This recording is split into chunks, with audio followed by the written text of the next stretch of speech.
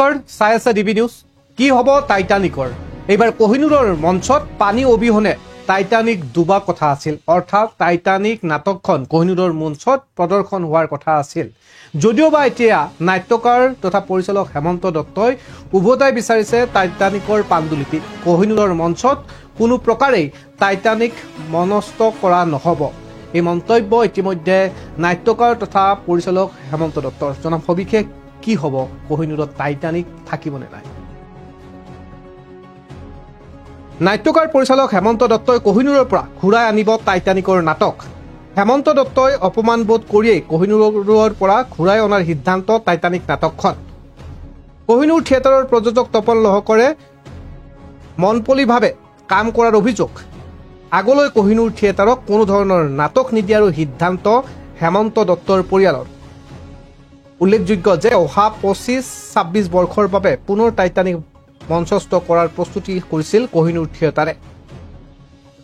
নাট্যকাৰ পৰিচালক হেমন্ত দত্তই কোহিনুৰৰ পৰা ঘূৰাই আনিব টাইটানিক নাটখন। হেমন্ত দত্তক অপমানবোধ কৰি কোহিনুৰৰ পৰা ঘূৰাই অনাৰ সিদ্ধান্ত টাইটানিক নাটখনৰ। কোহিনুৰ থিয়েটাৰৰ প্ৰযোজক তপন লহকৰে নিজৰ মনৰ খুচিমতে কাম কৰাৰ অভিযোগ। আগলৈ কোহিনুৰ থিয়েটাৰক কোনো ধৰণৰ নাটক নিদিয়াৰো সিদ্ধান্ত হেমন্ত দত্তৰ পৰিয়াল। উল্লেখযোগ্য যে 25-26 বৰ্ষৰ বাবে পুনৰ টাইটানিক মঞ্চস্থ কৰাৰ বাবে প্ৰস্তুতি চলাইছিল কোহিনুৰ থিয়েটাৰে। ভ্ৰাম্যমাণ জগতৰ কোহিনুৰ থিয়েটাৰৰ এক সুকীয়া স্থান আছে। এই কোহিনুৰ থিয়েটাৰে 1998 চনত প্ৰথমবাৰৰ বাবে মঞ্চস্থ কৰিছিল নাট্যকাৰ হেমন্ত দত্তৰ টাইটানিক, আৰু সেই সময়ত নাটকখনে দৰ্শকৰ যথেষ্ট সঁহাৰি লাভ কৰিবলৈ সক্ষম হৈছিল। এইবাৰ কোহিনুৰ থিয়েটাৰে পুনৰবাৰ টাইটানিক মঞ্চস্থ কৰিবলৈ ঠিক ঠাক কৰি নাটকখনৰ পাণ্ডুলিপি নাট্যকাৰ হেমন্ত দত্তৰ পৰা সংগ্ৰহ কৰি প্ৰস্তুতি প্ৰায় সম্পূৰ্ণ কৰিছিল। এইখিনিলৈ সকলো ঠিকে আছিল, যদিওবা নাটখনৰ পৰিচালকক লৈ অথন্তৰ ঘটে। নাট্যকাৰ হেমন্ত দত্তই বিচাৰিছিল তেওঁৰ পুত্ৰ অভিনেতা পৰিচালক অনিৰ্বাণ দত্তই নাটখন পৰিচালনা কৰাটো, কিন্তু নাটখনৰ প্ৰযোজক তপন লহকৰে বিচৰা নাই অনিৰ্বাণ দত্তই উক্ত নাটকখন পৰিচালনা কৰক। ইয়াৰ পৰিৱৰ্তে প্ৰযোজক তপন লহকৰে নিজাববীয়াকৈ নাটখন পৰিচালনা কৰিবলৈ লোৱাত খৰ্গহস্ত হৈ পৰে নাট্যকাৰ হেমন্ত দত্তৰ লগতে তেওঁৰ পুত্ৰ অনিৰ্বাণ দত্তয়ো। সেয়ে মঙলবাৰে নিজৰ বাসগৃহত হেমন্ত দত্ত আৰু অনিৰ্বাণ দত্তই এক সংবাদমেল সম্বোধন কৰি টাইটানিক নাটকখন কোহিনুৰৰ পৰা উভতাই অনাৰ সিদ্ধান্ত সাংবাদিকক ব্যক্ত কৰে। অনিৰ্বাণ দত্তই লগতে কয়, অদূৰ ভৱিষ্যতে হেমন্ত দত্তৰ কোনো নাটকেই কোহিনুৰ থিয়েটাৰত দিয়া নহ'ব। ইতিমধ্যে টাইটানিকৰ পাণ্ডুলিপি উভতাই দিবলৈ কোহিনুৰ থিয়েটাৰৰ কৰ্তৃপক্ষৰ সৈতে যোগাযোগ কৰা বুলিও জানিব দিয়ে। ইতিমধ্যে আমাৰ সতীৰ্থ সাংবাদিকৰ আগত কৰা মন্তব্য আমাৰ ওচৰত আহি পৰিছে, শুনাই লৈছোঁ।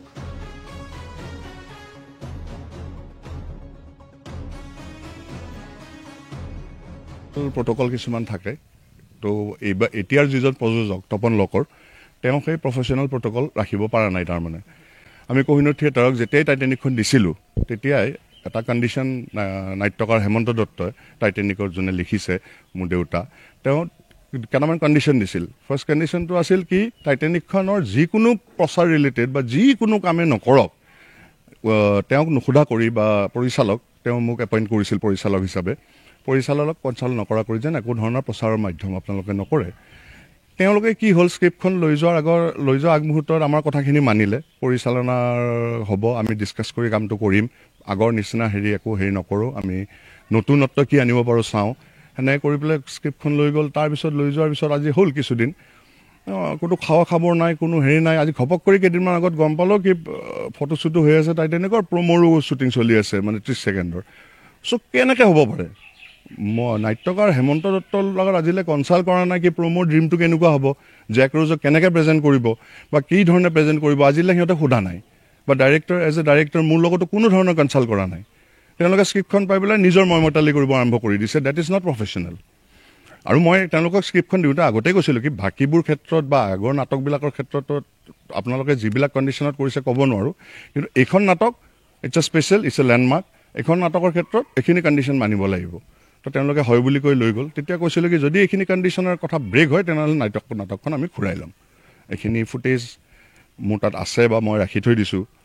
চ' সেনেকুৱা ধৰণৰ কিছুমান কথা আৰু ধৰি লওক সিহঁতে যথেষ্টখিনি নিজৰ মতেদি মৰ্মতালিদি আৰম্ভ কৰি দিছে তাৰমানে দে হেড ষ্টাৰ্টেড পাব্লিছ কৰিছে তেওঁলোকে যেতিয়াই পাব্লিছ কৰে তেওঁলোকে পৰিচালকৰ কথা নকয় পৰিচালক যেতিয়া তেওঁলোকৰ লগত যোগাযোগ কৰে তেওঁলোকক এনেকুৱা এটা এটিটিউড দেখায় কি আমাক পৰিচালক দৰকাৰে নাই পৰিচালক নোহোৱা কৰি নাটকবিলাক কৰোঁতে কি কি গতি হৈছে সেইটো বস্তু আমি জানো আৰু আজিকালি পৰিচালকবিলাকৰ প্ৰায় পৰিচালকবিলাকৰ এটা ট্ৰেণ্ডিং বস্তু এটা হৈছে প্ৰযোজক পৰিচালক নামটো একেলগে দি খুব ভাল পায় তাৰমানে আৰে what is your duty do your duty আপোনাৰ প্ৰযোজক আপুনি প্ৰযোজনা কৰক আপুনি পৰিচালকৰো দায়িত্বটো যেতিয়া কৰিব যাব এজন পৰিচালকৰ ড্ৰিম কেতিয়াও এজন প্ৰযোজকে ধৰিব নোৱাৰেতো চ' এজন প্ৰযোজক পৰিচালক হ'ব পাৰিব তেওঁ নিজৰ প্ৰজেক্টত হ'ব পাৰিব তেওঁ নিজে এটা প্ৰজেক্ট কৰিছে তেওঁ নিজে ড্ৰিম কৰিছে ভাবিছে সেইটো হ'ব পাৰিব এনেই স্ক্ৰিপ্ট ৰাইটাৰৰ ড্ৰিম মতেহে ডাইৰেক্টৰটো লোৱা যায় তো স্ক্ৰিপ্ট ৰাইটাৰে যেতিয়া ক'লে কি ডাইৰেক্টৰজন লওক ইউজ কৰক চ' তেওঁলোকৰ মতে সেইবিলাক দৰকাৰ নাই তাৰমানে নিজে ভাবি লৈছে কাক জেক ৰ'জ কৰিম নিজে ভাবি লৈছে কাক স্মিথ কৰিম নিজে ভাবি লৈছে কেনেকৈ কৰিম মই বহুৱামি কৰিব দিব নোৱাৰিম নহয় এইখন আমি ঘূৰাই লৈছোঁ সেইখন নাটকখন ঘূৰাই লোৱাৰ সিদ্ধান্ত লৈছোঁ আমি জনাইছোঁ তেওঁলোকক আৰু দেউতাও জনালে গোটেইখিনি কথা চ' আমি এতিয়া ডিচাইড কৰিছোঁ কি আমি আৰু কোহিনুৰ থিয়েটাৰক টাইটেনিক নিদিওঁ ইনফেক্ট আমি কোহিনুৰ থিয়েটাৰক একো নাটকেই নিদিওঁ আৰু ইন ফিউচাৰলৈও কিন্তু টাইটেনিক ৰেডি হৈ আছে আৰু 2-3খন দেউতাৰ historical drama Ramayana Gita ready হৈ আছে যদি কোনোবা থিয়েটাৰ কোম্পানীয়ে বিচাৰে যদি কোনোবা আগ্ৰহী ফিল্ম মেকাৰে বিচাৰে আমি নিশ্চয় দিম কিন্তু এটাই কণ্ডিশ্যন এইটো বহুতে সোধে দেউতাৰ প্ৰজেক্টবিলাকৰ কিন্তু দেউতাই নিজে গোটেই কপিৰাইটটো মোক দিছে আৰু প্লাছ ডাইৰেকশ্যনটো মই কৰিম চ' দেউতাৰ যদি মোৰ ডাইৰেকশ্যন নোহোৱাকৈ দেউতাৰ নাটক অকলে দিয়া নহ'ব MSR গ্ৰুপত কোনোবাই কৰিছে ষ্টেজত সেইটো বেলেগ কথা কনচাল্টেড লৈ কিন্তু প্ৰফেশ্যনেল ছেক্টৰত দেউতাৰ নাটক যদি নিয়া যায় তেনেহ'লে এজ এ ডাইৰেক্টৰ মোক নিলেহে এইটো কণ্ডিশ্যন যাব নাই এতিয়াও কৰা নাই আমি বৰ্তমান প্ৰেছ মিট জনাই দিলোঁ আপোনালোকক জনাই লোৱাৰ পিছত কালিমানৰ পৰা প্ৰচেছ আৰম্ভ কৰিম আছে বহুতে যোগাযোগ কৰি আছে আমি প্ৰথম কথাটো তেওঁলোকৰ ক'ব লগা একো ৱে নাই কাৰণ মই দিওঁতেই যিটো দিছিলোঁ কণ্ডিশ্যন সেইটো কণ্ডিশ্যনে প্ৰযোজক তপন লোকৰে ব্ৰেক কৰিছে চ' মোক আৰু কি ক'ব তেওঁলোকে চ' আৰু সেইটো কাৰণে আৰু তেওঁক যেতিয়া কৈছিলোঁ ৰিকুৱেষ্ট কৰিছিল আৰু নিনিবি ঘূৰাই ৰাইজে আশা কৰিছে কিন্তু ৰাইজৰ কাৰণেতো মই মোৰ দেউতাৰ নাটকখন কম্প্ৰমাইজ কৰি দিব নোৱাৰিম আপুনি এনেকৈ কৰক বুলিতো কৈ দিব নোৱাৰিম ৰাইজে অভিয়াছলি ভাল বস্তু এটা নাট্যকাৰ হেমন্ত দত্তৰ ভাল বস্তু এটা বিচাৰিছে যিটো 98ত তেওঁৰ ড্ৰিমটো ছাকচেছ হৈছিল 2024-25ত তেওঁলোকে কৰিব দেউতাৰ ড্ৰিমটোৱেতো ছাকচেছ হ'ব লাগিব না মোৰ ড্ৰিম না প্ৰযোজকৰ ড্ৰিমটো অনলি ফাইনেন্স ৰিটাৰ্ণ লাগিব তেওঁক পইচা ইনভেষ্ট কৰে কিন্তু নাম বা হেৰিটো ছ'চিয়েল হেৰিটোৰ তেওঁৰ ওপৰতহে ইম্পেক্ট পৰিব ফটুৱা টাইপকৈ কৰি দিলে যি টি টাইপকৈ বহুল নামে কৰি দিলে সেইটো বস্তুটো নহ'ব নহয় চ' এইটো অভিয়াছলি এটা ডিছকাশ্যনৰ মাজত হোৱা বস্তু টাইটেনিকখন এনেই এখন নাটক নহয়তো আকৌ কিয় মানুহে বিচাৰিছে তাৰমানে কিবা এটা আছে so' it's a research work research এটাৰ ওপৰত ৱৰ্ক কৰি এটা হোমৱৰ্ক এটা কৰি পেলাই কাম কৰা আমিতো হুৰমুৰ কৰি কৰা কাম নহয় মোৰ তোক ভাল লাগিল তই জেক হবি দে মোৰ তোমাক ভাল লাগে দেই তুমি ৰ'জ হ'বা এইটো কথা নহয় ডিছকাছ মই আন কথা একো নকওঁ বেছিখিনি কথা মই নকওঁ কিয় মোৰ এতিয়া সৰুবোৰ ভাল নহয় বেছি কথা মোৰ কোৱাৰ হেৰি নাই তথাপি মই মোৰ থুলমূল কথাখিনি কৈছোঁ বাকী ডিটেইলছ কিবা সুধিব লাগিলে মোৰ ল'ৰাই ক'ব দেই কথাটো হৈছে কি মই কিছুমান কথা শুনিছোঁ মোৰ কাণত পৰিছে যিটো বৰ্তমান যিটো প্ৰযোজক তপন লহকৰ তেওঁ কিছুমান কথা তেওঁ মোৰ পুত্ৰৰ নিচিনা মোৰ সন্তানৰ নিচিনা তেওঁ কাৰণ ৰতন লহকৰ সম্পৰ্কটো মোৰ সুখীয়া আছিল গতিকে তেওঁ যেতিয়া অলপ বেছি মানে ৰতন লহকৰতকৈ তেওঁ বেছি জনা মানুহ হৈ গৈ তেওঁ কিছুমান কমেণ্ট কৰিছে যিবিলাক কি কমেণ্ট কৰিছে মোক নুসুধিবা কাৰণ মই ভাল নাপাওঁ সেইবোৰ আকৌ ৰিপিট কৰিবলৈ গতিকে সেইবিলাক শুনি মোৰ দুখ লাগিছে মোৰ মনত আঘাত পাইছোঁ গতিকে মই আৰু তেওঁলোকৰ কথা মতে তপন লোকৰ কথা মতে নাটকখনত একো গুৰুত্ব মোৰ নাই তেওঁ আচল কামবিলাক তেওঁলোকেহে কৰিব পাৰিব গতিকে সেই তেনেকুৱা ঘটাৰ কাৰণে মই অলপ অপমান বোধ কৰিছোঁ গতিকে মই মোৰ নাটকখন মই ঘূৰাই আনিব খুজিছোঁ তেওঁলোকৰ পৰা মই মোৰ নাটকখন তাত কৰিবলগীয়া